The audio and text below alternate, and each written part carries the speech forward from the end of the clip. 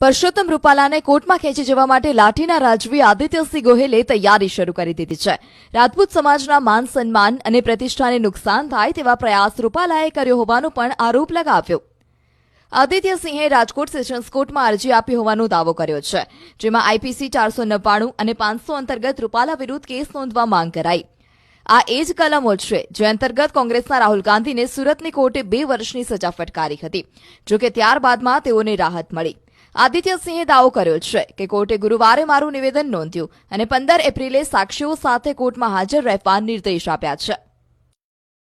ભાઈ રૂપાલા મત મેળવવા માટે ક્યાંક ને ક્યાંક ક્ષત્રિય સમાજને નીચે દેખાડવાનો એક હીન પ્રયાસ તેમના દ્વારા થયેલો।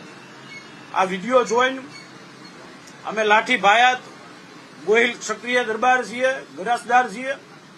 આ વિડીયો જોઈને મને પોતાને પણ ક્યાંક ને ક્યાંક દુઃખની લાગણી થઈ હતી અને ત્યારબાદ હું ગત 25 તારીખના રોજ ગઈકાલે હું કોર્ટમાં મેં પિટિશન દાખલ કરેલી છે, ફરિયાદ દાખલ કરેલી છે અને કોર્ટે ગઈકાલે મને 5 વાગે મારી જુબાની પણ માનનીય રાજકોટ ન્યાયાધીશે લીધેલી છે અને આવનારી 15 તારીખે મને સાક્ષીઓ સાથે હાજર રહેવાનું કીધેલું છે। આઈપીસી કલમ 499 અને 500 મુજબ